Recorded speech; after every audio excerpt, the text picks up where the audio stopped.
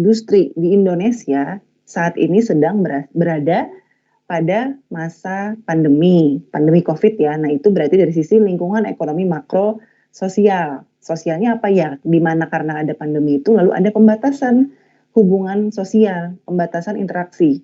Lalu juga adanya perubahan budaya. Apa saja perubahan budayanya? Ya budaya interaksi tadi. Kalau dulu mungkin kita masih bisa berkumpul-kumpul, bikin acara, bikin event dan lain sebagainya. Sekarang kita dalam lingkungan ekonomi makro yang sama, yaitu segala interaksi itu dibatasi dan sekarang beralih budayanya. Kalau dulu kekeluargaan, gotong royong ibaratnya, sekarang sudah tidak bisa lagi demikian, sudah beralih secara virtual, beralih secara online dan banyak melakukan kegiatan di rumah saja.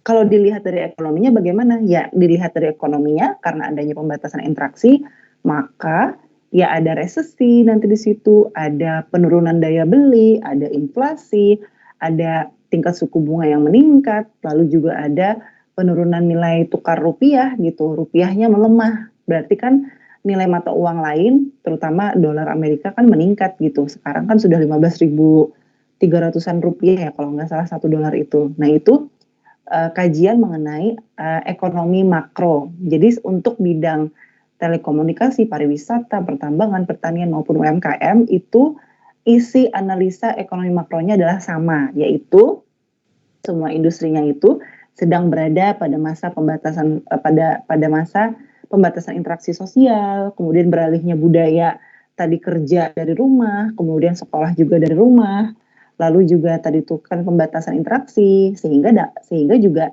akhirnya ujung-ujungnya tadi penurunan daya beli, terjadi resesi, pertumbuhan ekonomi melambat, kemudian juga tadi adanya tingkat inflasi meningkat, ya kan? Kemungkinan juga itu pasti ada angka pengangguran mungkin bertambah di situ juga salah satunya dan tingkat suku bunga juga meningkat, nilai tukar rupiah melemah gitu. Nah, itu kajian untuk ekonomi makronya untuk setiap industri yang kalian bahas. Nah, jadi dicek lagi ya kalau kelompok kalian sudah membahas tentang itu atau tidak gitu ya. Kemudian kita lanjut ke ekonomi mikronya bagaimana. Nah, yang membedakan sebenarnya adalah ekonomi mikro pada masing-masing sektornya, pada masing-masing bidangnya. Kita mulai dari kelompok yang pertama, tadi kan di bidang telekomunikasi ya untuk kelompok pertama. Nah, untuk analisis ekonomi mikro pada sektor telekomunikasi, kalau kalian ingat lagi, ekonomi mikro itu kan membahas tentang pemerintah, lembaga keuangan, supplier, pemasok, distributor, agen, kemudian juga pelanggan, ada dibahas di sana. Nah, jadi kalau kita membahas tentang ekonomi mikro pada bidang industri telekomunikasi, berarti yang kita bahas adalah bagaimana persaingannya untuk sektor telekomunikasi pada saat pandemi ini, bagaimana kebijakan pemerintah terkait sektor telekomunikasi ini, bagaimana permintaan konsumen meningkatkah atau menurunkah, kemudian harga yang ditawarkan oleh perusahaan yang bergerak di bidang telekomunikasi harganya gimana? Apakah meningkat, mahal, apakah lebih murah sekarang ini? Gitu. Kemudian juga uh, di pendistribusian produknya bagaimana gitu. Nah, jadi kalau kita bahas sektor telekomunikasi, secara gamblang dan kasat mata itu sebenarnya sudah terlihat bahwa permintaan untuk telekomunikasi itu pasti meningkat karena terjadi pergeseran dari aktivitas yang dilakukan selama ini di lapangan, sekarang semua beralih ke rumah. Ada sekolah dari rumah, ada bekerja dari rumah, bahkan sekarang ada juga arisan dari rumah, artinya ya online gitu kan arisannya, ada juga pengajian online gitu, semuanya sekarang sudah dilakukan secara daring. Imbasnya pastilah sektor telekomunikasi itu membludak permintaannya. Jadi mungkin kalau sebelum pandemi permintaannya cukup signifikan misalnya. Nah, kalau sekarang karena pandemi ini semakin meningkat lagi gitu, sehingga kalau kita kaji secara kasat mata, secara logika saja sudah pasti permintaan untuk sektor telekomunikasi itu pasti membludak, pasti meningkat gitu. Nah, lalu bagaimana? Berarti harus diimbangi dengan perusahaan yang bergerak di sektor telekomunikasi itu berarti harus mampu memenuhi permintaan konsumen yang meningkat di sektor telekomunikasi itu gitu. Nah, kalau kita bicara dari sisi pemerintah, salah satu yang bergerak di sektor telekomunikasi adalah BUMN, itu Telkom kan ya. Nah, kalau dari sisi Telkom sendiri itu mereka pada saat pandemi ini sudah sadar betul bahwa tidak bisa kalau, jalan di tempat. Ketika permintaan masyarakat meningkat untuk konsumsi di bidang telekomunikasi, ya berarti harus ada, eee, kegiatan atau, langkah dari Telkom untuk bisa mengimbangi permintaan yang tinggi itu. Caranya bagaimana? Nah, caranya ini masuk nanti ke strategi untuk bertahan di era pandemi pada bidang telekomunikasi. Caranya bagaimana berarti untuk bisa bertahan? Caranya yang pertama tadi kan karena permintaan di bidang telekomunikasi meningkat, maka berarti kita harus bisa mengimbangi untuk menyediakan jasa di bidang telekomunikasi itu agar bisa memenuhi kebutuhan konsumen tadi. Caranya bagaimana? Ya mungkin harus, menambah BTS yang ini, yang, menara jaringan, provider itu kan disebutnya BTS ya atau BTS. Nah, itu mungkin harus ditambah. Kemudian mungkin harus ada perbaikan jaringan secara berkala mungkin. Lalu yang ketiga mungkin adanya perlu penambahan-penambahan alat untuk meningkatkan layanan, telekomunikasi itu sendiri. Atau juga mungkin, harus ada menambah karyawan. Harus ada menambah karyawan terutama di bidang lapangannya misalnya, karena mungkin semakin meningkat permintaan konsumen mungkin akan banyak perbaikan-perbaikan yang membutuhkan tenaga kerja baru gitu. Atau bahkan mungkin Telkom juga dalam hal ini pasti membutuhkan analis-analis atau tenaga ahli baru. Nah, itu adalah salah satu cara bagi sektor telekomunikasi untuk bisa bertahan di era pandemi. Dan tentunya peran pemerintah, pemerintah ini termasuk di ekonomi mikro ya. Peran pemerintah adalah juga mengendalikan harga dari sektor telekomunikasi itu sendiri agar jangan sampai mahal. Karena sering terjadi kan ya ketika konsumen itu banyak membeli produk di bidang tertentu, biasanya harganya naik gitu. Nah, jangan sampai terjadi demikian. Nah, ini sebenarnya juga sudah disiasati oleh pemerintah kan ya. Ada banyak kuota-kuota yang diberikan secara cuma-cuma ataupun juga disubsidikan oleh masing-masing provider, sebut saja dari Telkomsel, XL dan lain sebagainya, bahkan Telkom sendiri yaitu banyak sekali paket-paket yang diberikan itu sesuai dengan, edaran dan permintaan pemerintah agar jangan sampai sementang, permintaan konsumen tinggi di bidang telekomunikasi lalu, penyelenggara di bidang telekomunikasi ini semena-mena memberikan harga yang mahal. Jadi itu sudah ada peraturannya dari pemerintah ya. Nah, untuk kelompok 1 silahkan dicek apakah jawaban kalian sudah seperti yang Ibu sampaikan, kalau belum tolong diingat karena nanti ketika UAS itu yang keluar soalnya ya, mengenai bidang telekomunikasi dan lain sebagainya. Itu sedikit tambahan Ibu ya. Kemudian kita masuk ke kelompok 2. Kelompok 2 boleh dijawab kalian bidangnya apa kemarin? Pariwisata, Bu. Oke, bidang pariwisata. Pariwisata ini dia kebalikannya dari sektor telekomunikasi. Kalau telekomunikasi sekarang sedang merongket, sedang jadi primadona ataupun naik daun gitu karena dia dibutuhkan mungkin hampir 24 jam selalu dikonsumsi oleh masyarakat kita, terutama kita sendiri ya. Nah, kalau pariwisata justru sebaliknya ya, karena pandemi itu kalau kita kaji dari sisi ekonomi mikro, ekonomi makronya kan tadi sudah ya di awal, jadi kita bahas ekonomi mikronya. Kalau kita kaji dari ekonomi mikro, dari sisi permintaan konsumen, sudah jelas dia turun. Sejak awal pandemi itu semuanya anjlok, turun drastis. Sektor pariwisata kita terseok-seok. Coba lihat pariwisata di Bali salah satunya. Itu sudah tidak ada lagi turis asing dari awal pandemi. Kalaupun ada itu bisa dihitung jari. Bahkan ada beberapa turis asing yang malah tidak bisa pulang ke negara asalnya karena di lockdown kan sudah gitu. Jadi pariwisata itu sangat terdampak dengan adanya pandemi ini. Akibatnya apa? Ya akibatnya adalah lesu sektor pariwisatanya. Otomatis perusahaan-perusahaan yang bergerak di sektor pariwisata itu banyak yang menderita kerugian gitu ya. Nah, berarti kalau kita kaji ekonomi mikronya tadi dari sisi konsumen itu menurun permintaannya. Kemudian dari sisi perusahaannya itu akhirnya gulung tikar, banyak yang bangkrut karena tidak bisa bertahan. Kalaupun ada yang bisa bertahan, nah mereka harus beradaptasi dan bisa menggunakan strategi. Nah, ini masuk ke strategi bertahan di era pandemi ya. Yang pertama, sektor pariwisata kalau mau bertahan di era pandemi ini, yang pertama adalah tidak bisa mengharap dari turis asing. Yang diharapkan adalah turis domestik. Jadi kita bisa cek di beberapa bulan terakhir di penghujung tahun, pariwisata kita sudah mulai meningkat, hanya saja mungkin tidak setinggi tahun-tahun sebelumnya ya, karena yang bisa diharapkan adalah turis domestik saja. Jadi sekarang pengunjung wisata-wisata kita di Indonesia itu pengunjungnya sebagian besar adalah turis domestik, turis lokal. Ya kita-kita ini, kita sendiri, warga negara Indonesia sendiri yang mengunjungi tempat-tempat wisata di Indonesia gitu. Kemudian juga yang kedua, kalau ingin bertahan di era pandemi, bagi bidang industri pariwisata harusnya bisa mengadaptasi teknologi. Bagaimana caranya? Ya mungkin bisa disediakan, ini setahu Ibu ya, sudah diadaptasi oleh beberapa tempat wisata di Jakarta, itu mereka punya website sendiri, yang di dalamnya itu kita bisa beli mungkin tiketnya atau bagaimana Ibu kurang paham ya, tapi yang jelas itu bayar.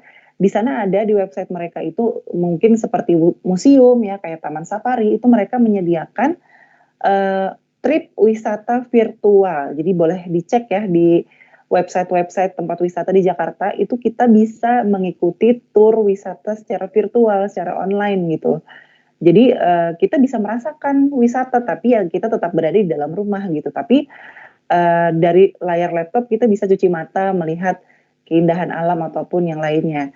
Nah itu salah satu contoh untuk bisa bertahan di era pandemi, ya tempat wisata harus bisa beradaptasi menggunakan teknologi gitu. Lalu selanjutnya juga ini ada dari sisi pemerintah, mereka memberikan himbauan, berarti dalam hal ini adalah Kementerian Pariwisata ya, itu memberikan himbauan agar tempat wisata walaupun beroperasi itu harus menginisiasi ya 3 hal yang harus mereka penuhi. Yang pertama adalah higienitas atau kebersihan harus dijaga, dalam arti bukan kebersihan sampahnya ya, tapi juga kebersihan tempat wisata yang dikunjungi itu. Artinya harus menyediakan tempat cuci tangan dimanapun, di sudut-sudut tempat wisatanya gitu. Kemudian juga harus ada himbauan jaga jarak, menggunakan masker, menghindari kontak fisik secara langsung gitu. Karena kan yang namanya tempat wisata itu tetap akan ada banyak orang, khawatirnya kan ada kerumunan, nanti malah berkembang banyak virus di tempat wisata itu gitu. Jadi oleh pemerintah kita itu sudah banyak himbauannya.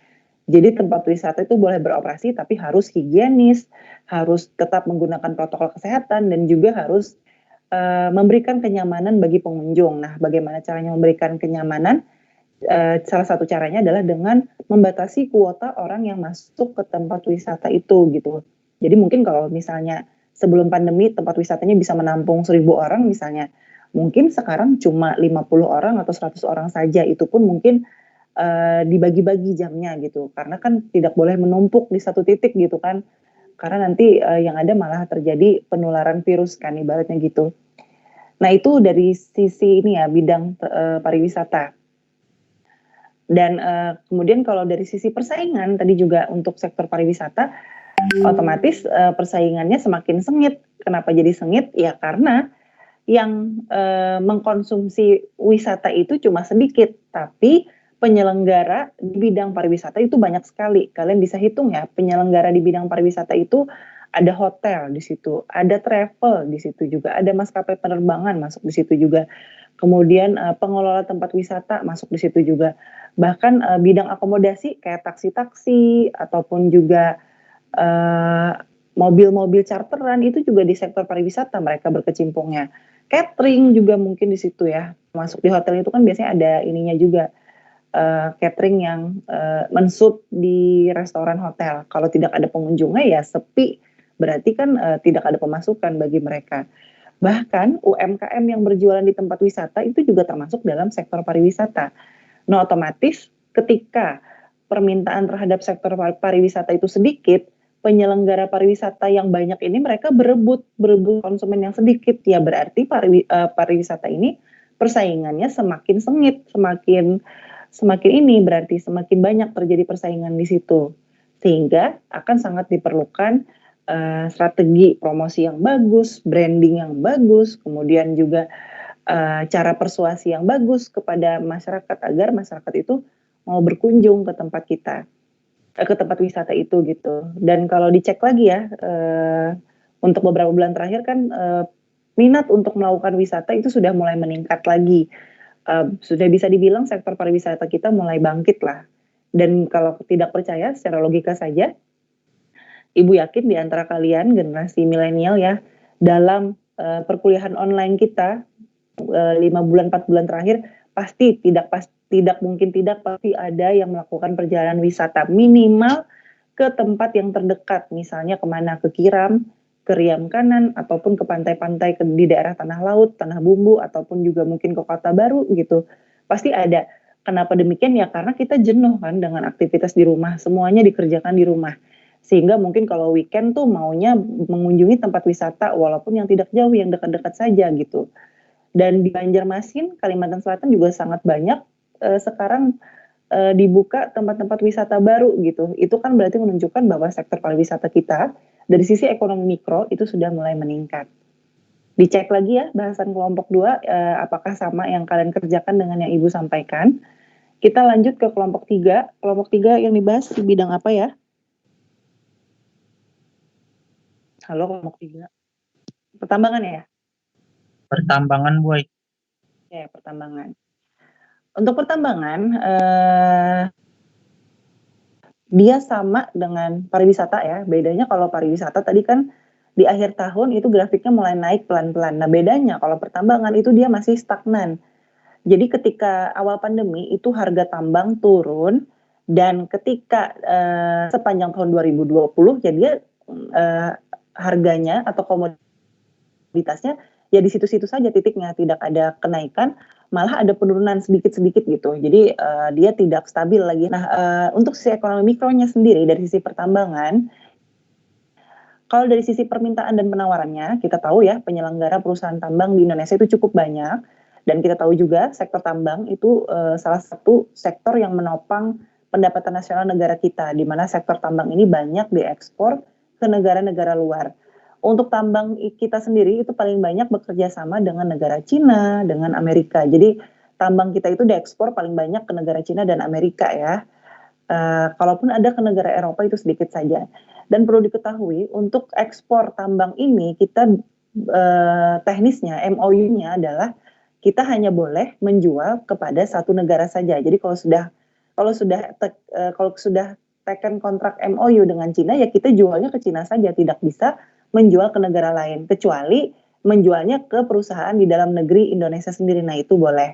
Nah, sehingga ketika terjadi pandemi, maka pelabuhan-pelabuhan di beberapa negara, bahkan kayaknya hampir seluruh dunia ya, itu pelabuhan-pelabuhan itu banyak yang ditutup, lockdown.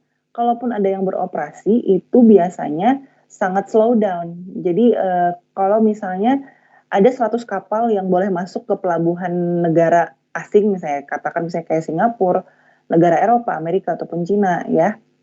Misalkan di pelabuhan mereka itu dalam satu hari sebelum pandemi itu boleh 100 kapal masuk untuk bongkar muat isi muatan ekspor dari negara lain gitu. Ketika pandemi itu mungkin satu hari cuma boleh satu kapal atau bahkan mungkin satu minggu itu cuma boleh 5 kapal misalkan demikian. Sehingga kapal-kapal yang mengangkut komoditas tambang kita itu terkatung-katung di tengah lautan karena menunggu giliran untuk bisa bongkar muat di pelabuhan negara yang dituju gitu. Nah, sehingga dengan demikian kalian bisa bayangkan dong, barang tambang yang kita ekspor itu banyak, perusahaan tambang di negara itu lumayan ya. Walaupun mungkin tidak sampai puluhan ya. Mungkin ada 10 atau belasan ya sektor tambang, perusahaan yang bergerak di sektor tambang di Indonesia. Tapi kalian bayangkan kalau mereka sekali kirim saja berapa kapal, yang mana satu kapal itu memuat bahan tambang, mineral ataupun batu bara ataupun yang lainnya ya, besi, nikel, tembaga dan lainnya, itu berapa puluh ton yang mereka angkut dalam satu kapal dan itu terkatung-katung nggak bisa masuk ke pelabuhan. Sedangkan tagihan barang ekspor itu kalau sudah diterima oleh perusahaan asing baru dibayar gitu. Jadi kalau belum masuk ke pelabuhan, belum diterima oleh perusahaan yang bersangkutan di negara yang dituju, ya uangnya nggak akan dibayar oleh mereka gitu. Nah sehingga dengan demikian berarti kan terjadi penurunan permintaan gitu. Penurunan permintaan otomatis uang yang masuk ke perusahaan juga sedikit. Akibatnya apa dari sisi ekonomi mikro? Artinya akhirnya perusahaan tambang ini harus memutar otak. Ketika selama ini mungkin banyak menerima uang, karena selama ini tambang juga termasuk sektor primadona ya di Indonesia, karena banyak penerimaan negara juga bersumber dari sektor tambang ya.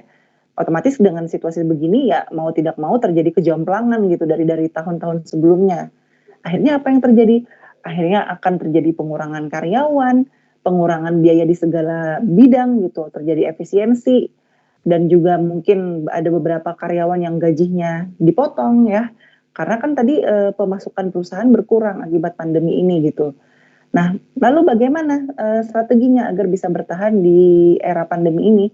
Yang pertama itu pemerintah sendiri di Kementerian Pertambangan, Kementerian BUMN juga salah satunya, mereka pemerintah ini sudah memberikan himbauan agar perusahaan tambang itu uh, untuk sementara tidak bisa berharap untuk mengekspor hasil tambangnya ke luar negeri karena banyak kebijakan-kebijakan lockdown tadi. Sehingga bagaimana?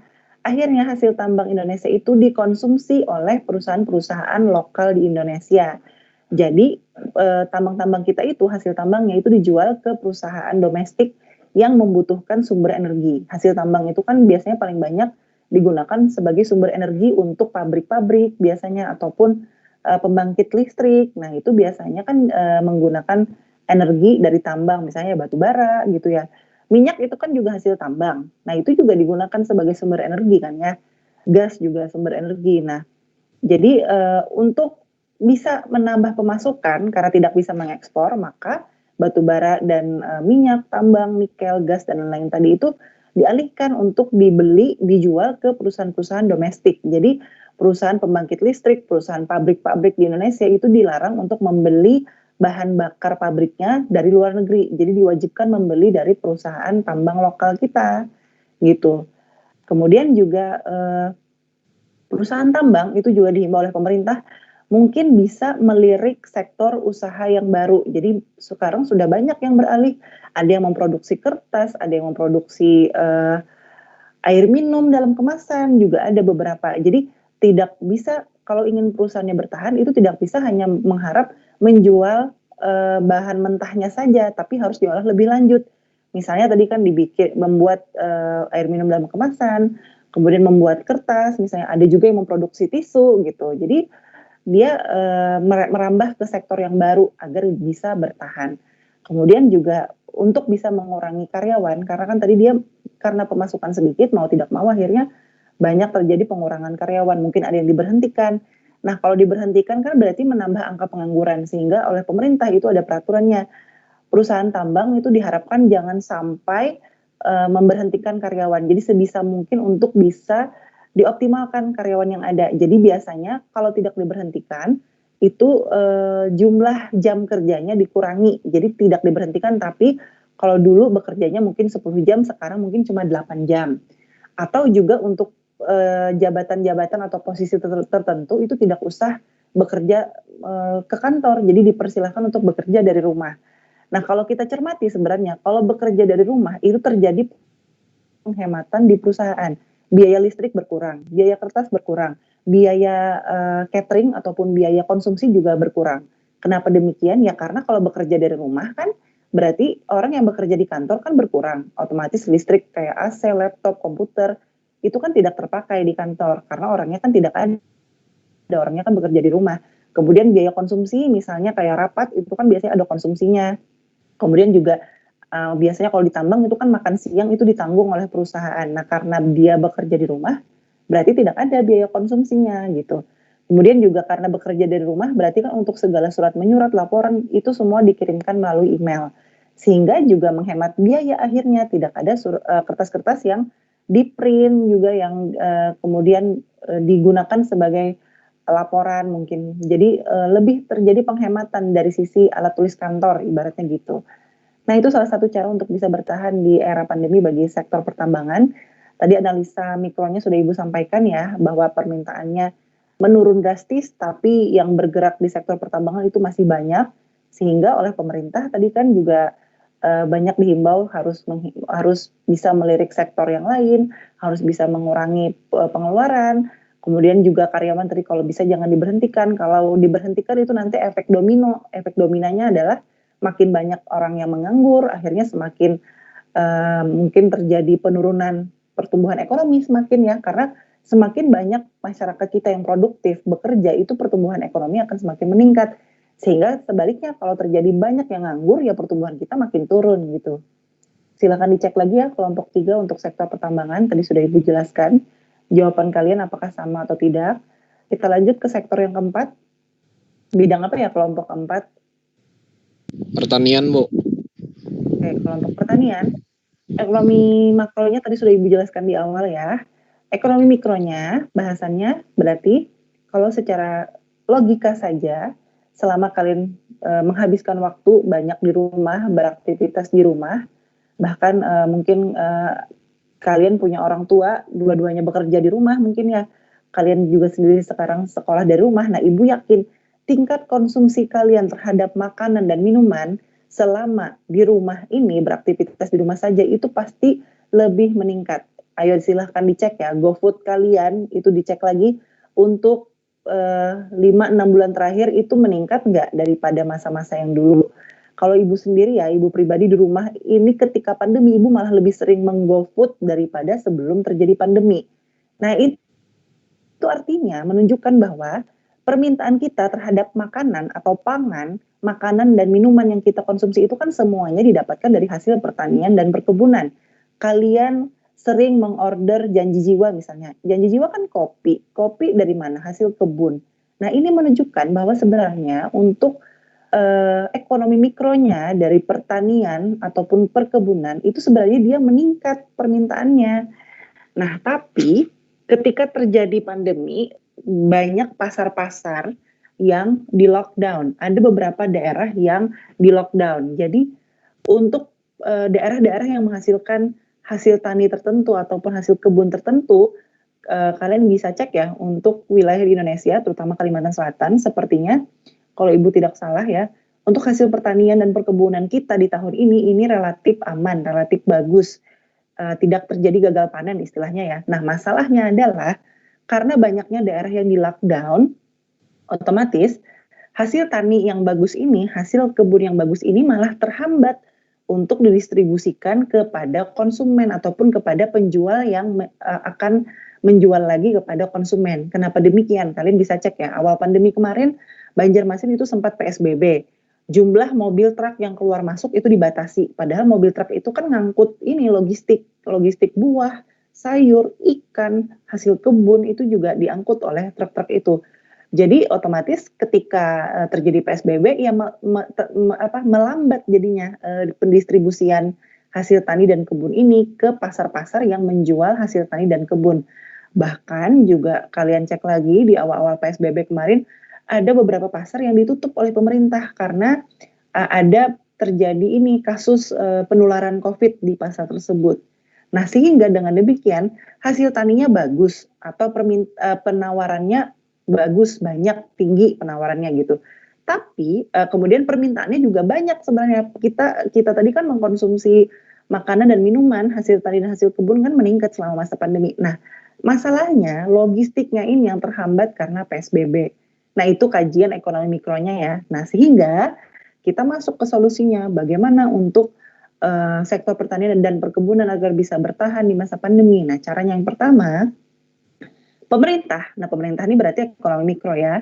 Pemerintah itu harusnya sebelum menerapkan kebijakan itu harusnya bisa memberikan solusi bagaimana agar kebijakan PSBB, lockdown dan sebagainya itu tidak terhambat terhadap transportasi logistik dari hasil tani dan kebun itu sendiri. Karena jangan sampai keterlambatan logistik dari hasil tani dan kebun itu akhirnya membuat masyarakat kita itu kekurangan pangan istilahnya gitu. Kemudian juga pemerintah jangan sampai mengimpor hasil tani dan kebun dari luar negeri gitu, karena kita saja tahun ini kan hasil tani dan kebun kita bagus gitu, kalau bisa malah kita yang ekspor gitu. Tapi ya mungkin kalau kita ekspor kan terhambatnya kan ada beberapa pelabuhan di negara asing yang ditutup gitu. Ya berarti gunakanlah hasil tani dan kebun itu semaksimal mungkin untuk kebutuhan masyarakat kita gitu kan. Nah, jadi jangan sampai pemerintah itu malah mengimpor hasil tani dan kebun. Karena kan hasil tani dan kebun kita cukup gitu untuk kebutuhan masyarakat kita. Nah, jangan sampai ada permainan dengan adanya lockdown dan PSBB lalu seolah-olah kita terhambat logistiknya lalu akhirnya malah diekspor dari luar negeri. Nah itu namanya pemerintah kita nggak pinter gitu. Harusnya pemerintah mengambil langkah yang demikian. Boleh lockdown, boleh PSBB, tapi harus diperhatikan bagaimana alur transportasi dari logistik ini agar bisa sampai tepat waktu ke tangan konsumen. Karena kalau kalian ingat-ingat ya, ketika terjadi keterlambatan pengantaran logistik hasil tani dan kebun, kemudian di satu pasar misalnya terjadi kelangkaan beras atau kelangkaan bawang, itu pasti harganya melambung tinggi, harganya mahal. Kalau harganya mahal, ya otomatis masyarakat kesusahan beli. Yang terjadi apa? Akhirnya kelaparan. Ataupun juga kalaupun ada yang beli, nanti yang membeli itu biasanya orang yang kaya. Orang yang kaya itu biasanya kalau tahu bahan makanan itu langka, misalnya beras, telur, ayam, dan lain sebagainya, sayur itu ada yang langka. Orang yang kaya tuh cenderung menumpuk, mereka suka beli dalam jumlah yang banyak. Akhirnya apa? Semakin langka. Lalu terjadilah kelangkaan pangan akhirnya. Dan harganya kalau sudah demikian pasti meroket. Nah itu harusnya dipertimbangkan dan diperhatikan oleh pemerintah bagaimana caranya gitu. Nah kalau dari pemikiran Ibu, salah satu caranya adalah sebenarnya bisa dengan mengadaptasi teknologi.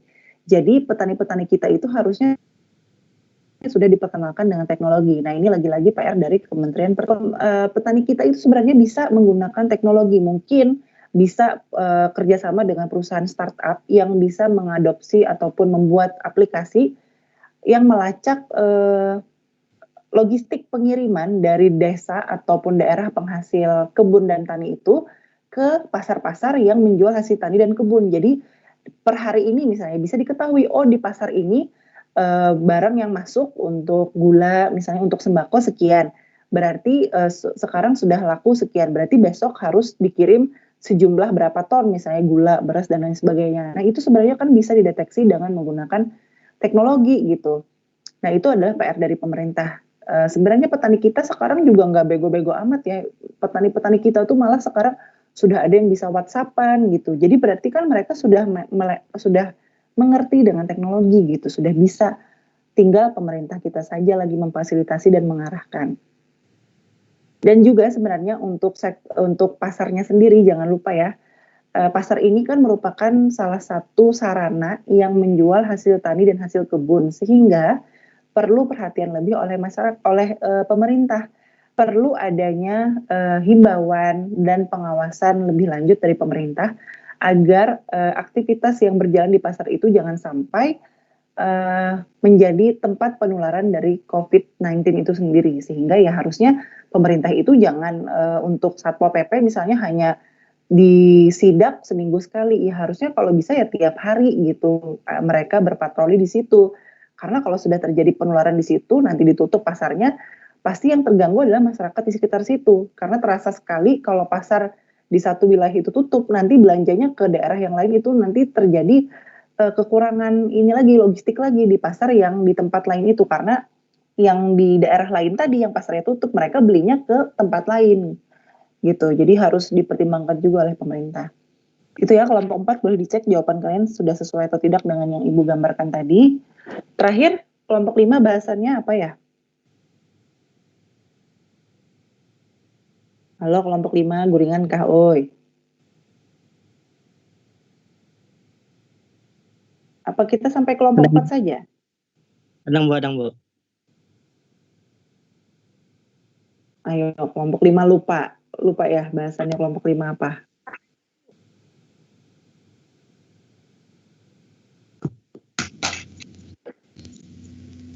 UMKM Bu. Oke. Ya, kelompok 5 UMKM ya. Ada jeda sedikit kalian menjawab berarti kalian lupa ya. Oke. Tolong disimak ya karena Ibu nggak akan ngulang. Untuk sektor UMKM, sisi ekonomi makronya sudah Ibu jelaskan di awal tadi. Yang kita bahas adalah ekonomi mikronya. Untuk UMKM ini sebenarnya sebelum pandemi pun sudah terbukti UMKM kita tahan banting. Bahkan salah satu yang menopang kestabilan pertumbuhan ekonomi itu adalah UMKM. Sehingga dengan demikian, kalau kita kaji dari sisi ekonomi mikro, apakah berimbas sektor UMKM dengan adanya pandemi? Berimbas jawabannya ya. Tapi kita relatif masih bisa bertahan gitu. Bagaimana permintaan dan penawarannya, bagaimana persaingannya, bagaimana peran pemerintah, bagaimana lembaga keuangan gitu pada saat pandemi seperti ini terhadap sektor UMKM. Kita bahas satu-satu. Untuk permintaan dan penawaran sendiri untuk sektor UMKM jelas turun ya, pasti semua bidang industri itu pasti menurun, kecuali tadi ya telekomunikasi ya, dan pangan itu malah meningkat. Sektor lainnya termasuk UMKM itu mengalami penurunan. Tapi walaupun dia turun, sektor UMKM kita itu sekarang sudah banyak yang peka terhadap teknologi. Bahkan salah satu yang juga membuat UMKM bertahan itu adalah orang-orang yang berada di balik UMKM itu adalah mereka yang tidak berhenti belajar. Orang-orang yang mendirikan usaha UMKM itu walaupun mereka cuma lulusan SD ataupun cuma lulusan SMP atau bahkan mungkin tidak sekolah, mereka ini justru malah orang-orang yang mau belajar. Jadi mereka berusaha mengadaptasi teknologi sehingga bagi UMKM ini selama mereka bisa mengadaptasi teknologi ke dalam bisnis UMKM mereka, maka bisa dipastikan selama masa pandemi bisnis mereka bisa bertahan. Jadi jawabannya dari sisi ekonomi mikro, permintaan menurun, tapi bagi sisi perusahaan yang bergerak di sektor UMKM, jika mereka bisa mengadaptasi teknologi dengan baik, maka mereka akan bisa bertahan. Ini baru bertahan ya, bukan berarti meningkat gitu. Bertahan itu berarti apa? Bertahan itu ya berarti mereka tetap bisa survive walaupun mungkin yang membeli tidak sebanyak sebelum pandemi. Tapi at least kalau bertahan itu kan berarti masih ada untung walaupun tidak semaksimal sebelum masa pandemi. Berarti kan tidak ada pengurangan karyawan, berarti tidak ada PHK di situ. Kemudian biaya-biaya dalam memproduksi seperti biaya gaji, biaya listrik itu masih bisa dibayar. Nah, itu maksudnya bertahan ya. Jadi dibedakan ya dengan yang telekomunikasi tadi kan dia meningkat tuh. Pangan kan di pertanian juga meningkat. Nah, kalau ini dia bertahan. Istilah bertahan itu ya berarti dia bisa kuat menghadapi situasi seperti ini. Jadi tidak turun, tidak naik, tapi bertahan. Itu istilahnya ya. Jadi jangan tertukar nanti kalau ketika ujian. Karena kalau kita bicara dari sisi ekonomi mikro meningkat, ya berarti tadi telekomunikasi dan pertanian. Kalau turun berarti tadi tambang ya turun. Kemudian yang turun tapi bisa bertahan itu pariwisata. Nah, kalau yang bertahan itu ada di sektor UMKM. Jadi harus bisa kalian bedakan ya. Nanti pertanyaannya kalau yang dibahas meningkat berarti sudah tahu kemana arahnya. Kalau di soal ujian nanti yang dibahas sektor apa yang bisa bertahan, berarti kalian sudah paham yang mana yang Ibu maksud. Tapi kalau Ibu bahas yang turun, nah berarti kalian harus tahu sektor yang mana ya yang kajian ekonomi mikronya menurun gitu. Nah, untuk ekonomi mikro dari UMKM ini tadi sudah Ibu bahas dari sisi permintaan dan penawarannya, dia menurun, tapi kemudian dari sisi penawarannya, dari sisi perusahaannya, kalau bisa mengadaptasi teknologi, maka dia akan bertahan ya. Kemudian dari sisi pemerintah, nah pemerintah ini sudah pasang badan dari awal pandemi kemarin, untuk UMKM itu sudah diinstruksikan pemerintah kepada lembaga keuangan, untuk UMKM itu mendapatkan keistimewaan yaitu pemotongan bunga pinjaman. Jadi kalau UMKM itu berhutang ke bank, itu akan mendapatkan bunga khusus. Jadi tidak mendapatkan tingkat suku bunga yang tinggi. Mereka mendapatkan tingkat suku bunga yang khusus. Kenapa demikian? Karena pemerintah itu sadar bahwa UMKM ini merupakan tonggak utama yang menjaga pertumbuhan ekonomi Indonesia bisa tetap bertahan di masa resesi ini. Jadi UMKM kita itu dapat keistimewaan kalau mengajukan pinjaman di bank itu dapat tingkat suku bunga yang lebih ringan. Kemudian juga Kementerian UMKM dan Kementerian Koperasi itu sudah secara rutin itu setiap bulan itu mengadakan seminar secara daring ataupun online. Mereka juga melakukan pendampingan terhadap UMKM selama masa pandemi ini.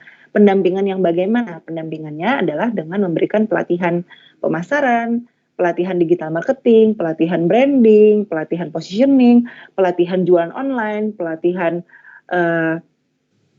menggunakan marketplace, itu semuanya sudah diagendakan oleh pemerintah di Kementerian UMKM kita dari awal pandemi kemarin sampai hari ini itu masih ada. Kalian bisa cek ya di situsnya Kementerian UMKM itu banyak, setiap minggu selalu ada agenda kegiatan. Di Kalimantan Selatan sendiri juga begitu. Untuk Kementerian UMKM itu baru saja bulan kemarin itu ada kerjasama dengan Poliban memberikan pelatihan digital marketing dan pelatihan berjualan di marketplace bagi 50 UMKM kalau tidak salah, itu kerjasama dengan Poliban bulan tadi. Nah itu adalah salah satu cara juga oleh pemerintah dari sisi ekonomi mikro agar UMKM bisa bertahan di masa pandemi ini gitu ya. Kemudian dari sisi persaingan bagaimana? Kalau dari sisi persaingan ya sudah jelas UMKM yang tidak bisa mengadaptasi teknologi, maka dia akan tersingkir dari persaingan. Sehingga kalau kalian punya bisnis UMKM, pastikan kalian mengadaptasi teknologi terkini. Jangan ketinggalan, jangan out of date ya, harus bisa mengadaptasi teknologi terkini. Kita lanjut ke strateginya bagaimana supaya bisa bertahan di era pandemi. Sudah jelas tadi ya, pertama harus bisa beradaptasi dengan teknologi. Yang kedua, itu harus menerapkan digital marketing. Yang ketiga, harus bisa membangun positioning dan branding yang baik. Yang ketiga, yang keempat juga harus bisa belajar berjualan menggunakan e-commerce. Karena kita bisa cek ya, penjualan online akhir-akhir ini selama masa pandemi itu meningkat. Apalagi setelah ini ya, setelah tanggal 12 kemarin itu penjualan online kan meningkat tajam di semua marketplace. Nah ini tandanya kalau kalian cek lagi itu seluruh bisnis yang menggunakan marketplace itu rata-rata adalah isinya bisnis UMKM semua. Jadi sudah sepatutnya kalau kita bergerak di bisnis UMKM itu harus belajar bagaimana bisa berjualan di marketplace dengan baik gitu ya. Lalu juga pelaku UMKM ini harusnya juga membuka mata karena banyak sekali kemudahan-kemudahan fasilitas yang diberikan oleh pemerintah. Jangan sampai kita tidak memanfaatkannya dengan baik gitu. Seluruh seminar, seluruh pendampingan yang diberikan oleh Kementerian UMKM itu gratis. Jadi rugi kalau kita tidak ikut. Jadi kesempatan bagi pebisnis UMKM yang mau belajar itu justru kesempatan di saat yang seperti ini untuk menimba ilmu sebanyak-banyaknya, untuk mendapatkan keuntungan sebanyak-banyaknya melalui pendampingan bisnis yang diberikan oleh Kementerian UMKM tadi gitu. Ibu rasa cukup ya, berbusa-busa sudah menurut Ibu menjelaskan untuk dari sektor telekomunikasi sampai UMKM tadi. Kelompok 5 boleh dicek ya jawabannya sama atau tidak dengan yang Ibu jelaskan tadi. Sampai di sini dulu apakah ada pertanyaan mengenai yang Ibu jelaskan? Apakah sama dengan yang kalian tuliskan ataukah tidak? Ataukah ada yang belum jelas sehingga perlu kalian tanyakan? Kelompok 1 boleh suaranya cukup jelas atau ada yang ditanyakan? Boleh feedbacknya ya. Kalau jelas jawab jelas, kalau ada yang ditanyakan silakan ditanyakan biar Ibu bisa tahu kalian menyimak atau tidak. Kelompok 1 mana suaranya? Kalau nggak ada suaranya Ibu blacklist ya, satu kelompok. Ibu sudah panjang lebar menjelaskan, tidak direspon.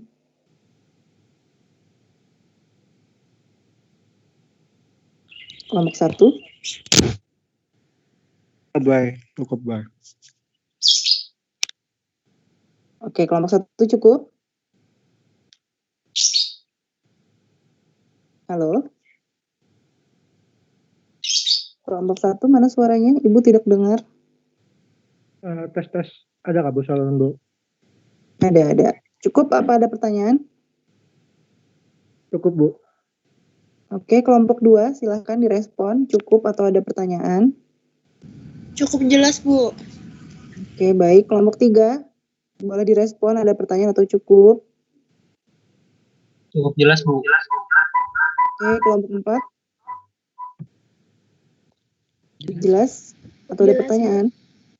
Oke, terakhir kelompok 5. Cukup jelas, Bu. Oke, berarti tidak ada pertanyaan ya. Baik, karena tidak ada pertanyaan, jadi Ibu tidak bisa mengukur sejauh mana pemahaman kalian terhadap penjelasan Ibu yang panjang lebar tadi ya.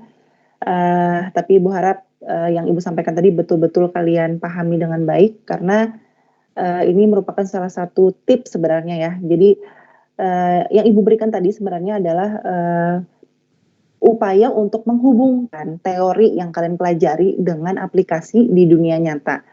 Jadi mata kuliah dasar manajemen bisnis ini kan dia sangat teori sekali. Ini mata kuliah yang teoritis, tidak ada prakteknya. Nah sehingga Ibu mencoba untuk membawa teori ini ke dalam aplikasinya di lapangan bagaimana dan seperti apa.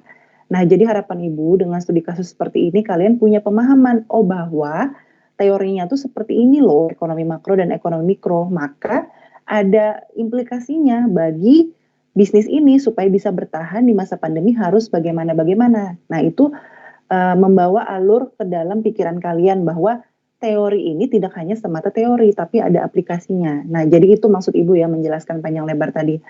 Mudah-mudahan ini melekat di pikiran kalian, kalian masih semester 1, siapa tahu di masa yang akan datang, di bulan depan, tahun depan kalian jadi pebisnis, mana ada yang tahu kan ya. UMKM sekarang bisa didirikan oleh siapapun, kalian jualan apapun sekarang di marketplace itu sudah disebut sebagai UMKM. Jadi harapan Ibu, jadi apapun kalian nanti, mudah-mudahan yang Ibu sampaikan hari ini bisa bermanfaat bagi kalian.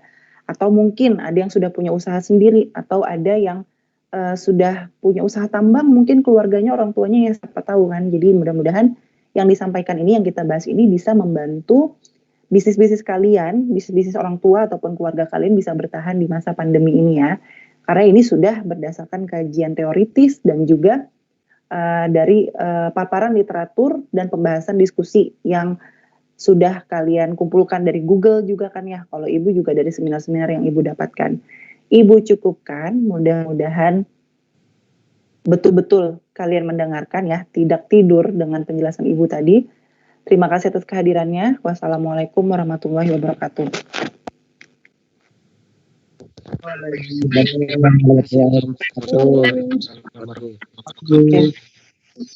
Ya, silakan bubar ya. Ya, sama-sama. Jangan lupa absen di Simpadu. Bu. Ya, silakan Liv ya. Ya, Bu.